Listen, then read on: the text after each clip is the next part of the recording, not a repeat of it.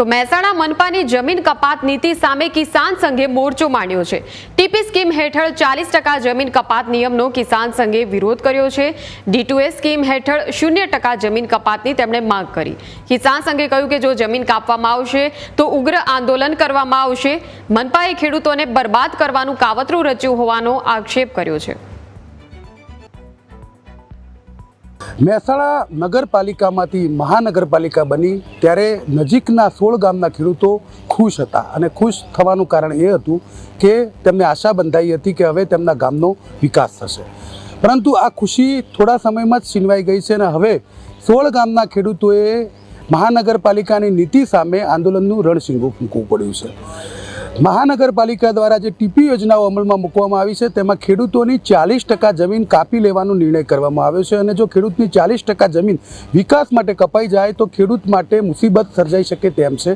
જો કોઈ ખેડૂત પાસે માત્ર 1 વીઘો જમીન હોય અને જો તેની 40% જમીન વિકાસ માટે લઈ લેવામાં આવે તો ખેડૂત પાસે પછી ખેતી માટે કોઈ જમીન બચતી જ નથી અને 16 ગામમાં ઘણા બધા ખેડૂત એવા છે કે જેમની પાસે મામૂલી જમીન છે, કોઈની પાસે 1 વીઘો જમીન છે તો કોઈની પાસે 2 વીઘા જેટલી જમીન છે અને 16 ગામના ખેડૂતોએ આ યોજનાનો વિરોધ કરી અને D2A યોજના અંતર્ગત 0% કપાતનો લાભ આપવાની માગણી કરી છે અને ભારતીય કિસાન સંઘના નેજા હેઠળ હવે આંદોલનનું રણશીંગું ફૂંક્યું છે। આપણે ભારતીય કિસાન સંઘના જે અગ્રણીઓ છે તેમની સાથે વાત કરીએ।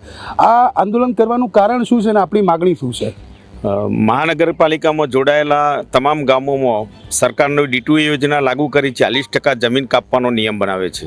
હવે 40% જમીન કપાત તો આ મહેસાણાના જે ગામડા જોડાયા છે એમાં બિલકુલ સીમાંત અને નાના ખેડૂતો છે, કોઈની પાસે 5 વીઘા જમીન પણ નથી।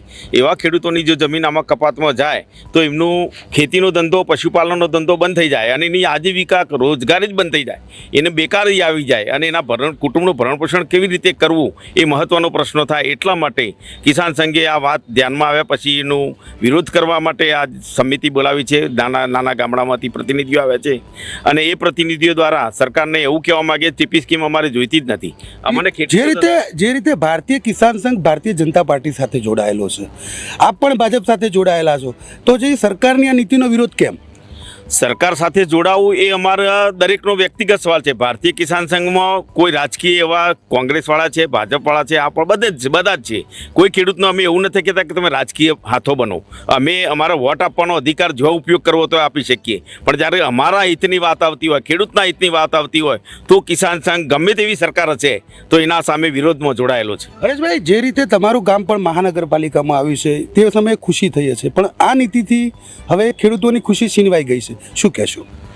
આમાં જે D2A માટે 40% જમીન જે કપાત કરવાની સરકારે વાત કરી છે મહાનગરપાલિકાએ, જ્યારે ગામ મહાનગરપાલિકામાં જોડાયું ત્યારે ખુશ હતા કે ચલો ગામનો વિકાસ થશે, પણ આ રીતે તો ગામનો વિકાસ નહીં વિનાશ થશે। 40% ખેડૂતની જમીન કપાશે। અમારા ગામમાં ઘણા એવા ખેડૂતો છે જેમના જોડે અડધો વીઘો જ જમીન છે, હવે અડધા વીઘા જમીનની અંદર 40% કપાય તો એની જોડે શું રહે? કશું ના રહે। એક વેચ જમીન રહે તો એમનું ભરણ પોષણ કઈ રીતે કરશે અને ખેડૂતો પાયમાલ થઈ જશે।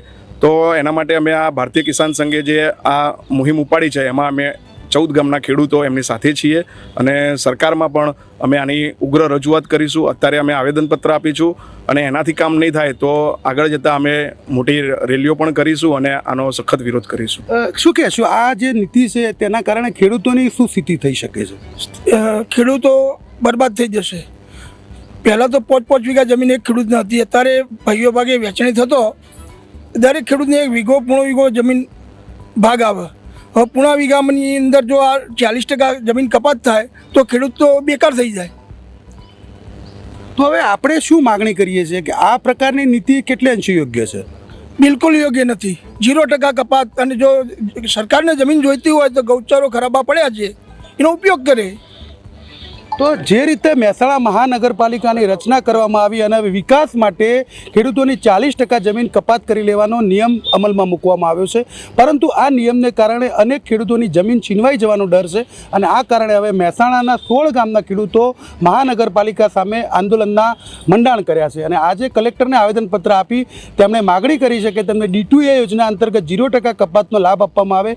કોઈ પણ ગામનો ખેડૂત તેમની જમીન આપવા માટે તૈયાર નથી। જો જમીનનો ઉપયોગ કરવો હોય, વિકાસ કરવો હોય તો ગૌચર કે ગામતળની જમીનનો ઉપયોગ કરવામાં આવે, આ પ્રકારની ખેડૂતોએ માગણી કરી છે। Kamlesh Raval, News Capital, Mehsana.